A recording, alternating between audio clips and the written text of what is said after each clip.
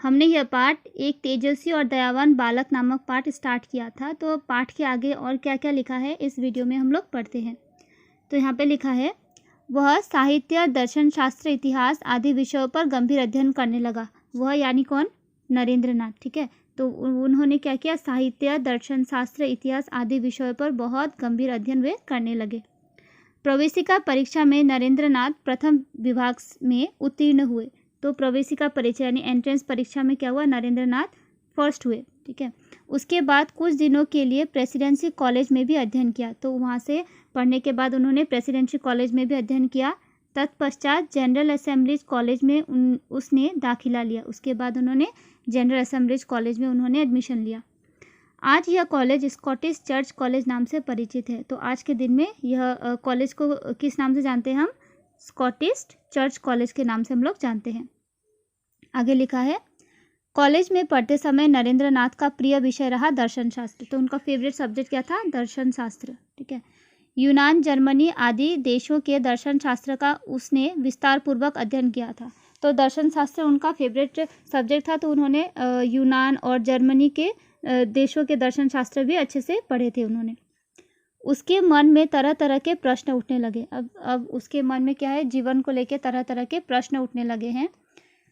उन्हीं प्रश्नों के उत्तर ढूंढते हुए वह एक दिन दक्षिणेश्वर काली मंदिर के साधक रामकृष्ण परमहंस के पास पहुंच गया। तो उसको मन में बहुत सारे प्रश्न उठते थे। तो उन प्रश्नों के वो जवाब ढूंढते ढूंढते कहाँ पहुंच गए? दक्षिणेश्वर काली मंदिर पहुंच गए थे, जहाँ के साधक थे रामकृष्ण परमहंस। ठीक है, उनके विचारों और सिद्धांतों से वह इतना प्रभावित हुआ कि उन्हें अपना गुरु मान लिया। तो उनके विचार और सिद्धांत से वे बहुत प्रभावित हुए। कौन? नरेंद्र नाथ। और रामकृष्ण परमहंस जी को अपना गुरु मान लिया उन्होंने। अपने गुरु की छत्र छाया में नरेंद्र ने वेद, उपनिषद, गीता आदि का अध्ययन किया। तो वेद, उपनिषद, गीता आदि उनकी देखरेख में किया। उनको अपना गुरु माना और उनके साथ ही बैठकर उन्होंने वेद, उपनिषद, गीता आदि विषयों पर ज्ञान प्राप्त किया। गुरु रामकृष्ण परमहंस ने उसे बेसहारे और पीड़ित लोगों की सेवा करने के लिए प्रोत्साहित किया। तो जो उनके गुरु थे ना, जिनको उन्होंने गुरु माना था, रामकृष्ण परमहंस जी, उन्होंने बेसहारे यानी कि जिसका कोई सहारा नहीं है और जो पीड़ित लोग हैं उनकी सेवा करने के लिए बहुत ही प्रोत्साहित किया था नरेंद्र को।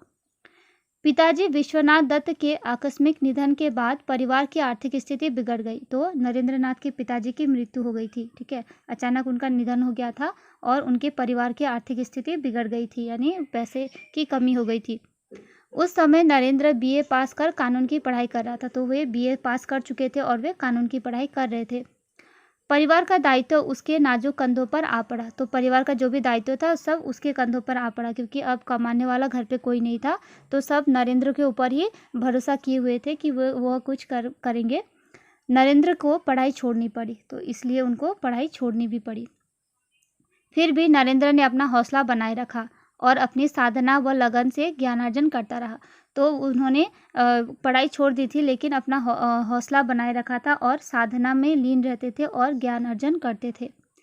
विश्व के जाने माने कोलकाता विश्वविद्यालय से सामान्य अध्यापक पद के लिए उसे आमंत्रित किया गया था।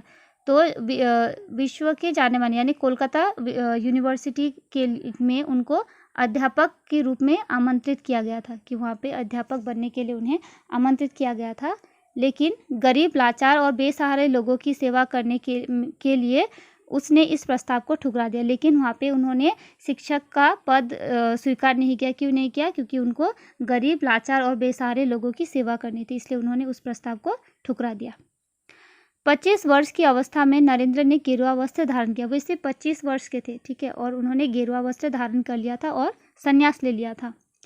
संन्यास लेने के बाद वे स्वामी विवेकानंद नाम से लोकप्रिय हुए। तो वे बड़े होकर किस नाम से लोकप्रिय हुए? स्वामी विवेकानंद जी। ठीक है, तो स्वामी विवेकानंद नाम तो आपने सुना ही होगा।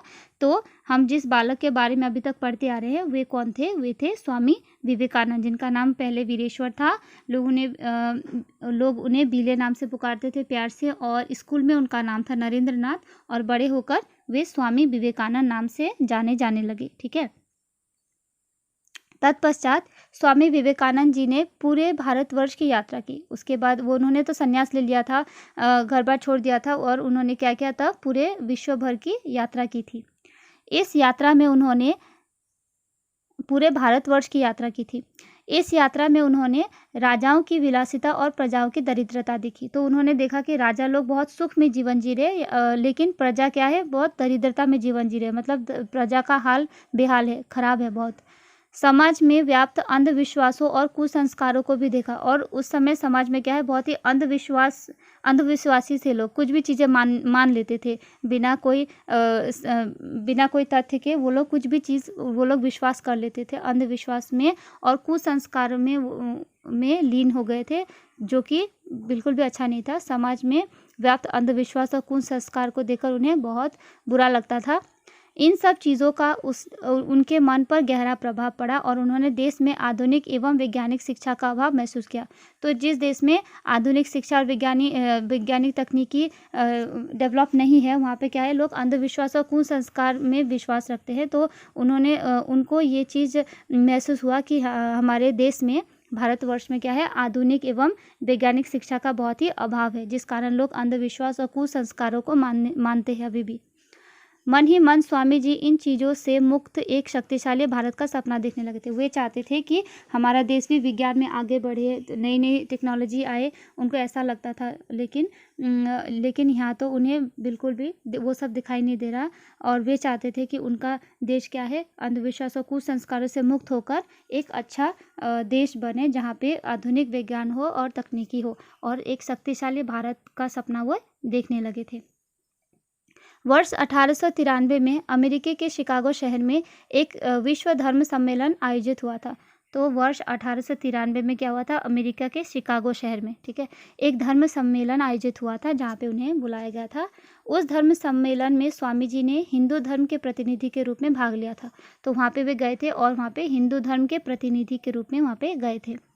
शिकागो पार्लियामेंट ऑफ रिलीजियन में स्वामी जी ने प्यारे अमेरिकी बहनों और भाइयों शब्द के साथ जो ही अपना ओजस्वी भाषण शुरू किया, तो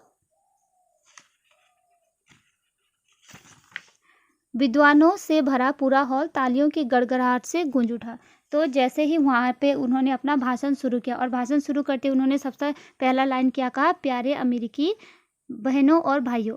यूँ तो सब कोई भाइयों और बहनों से शुरुआत करते हैं, लेकिन उन्होंने क्या किया, बहनों और भाइयों से अपना भाषण शुरुआत किया। तो वहाँ पे क्या है, सभी लोग, उनकी भाषण की शुरुआत होती ही सब तालियों से वो हॉल गूंज उठा, ठीक है, सब तालियां बजाने लगे। इसके आगे हम लोग अगले वीडियो में पढ़ेंगे।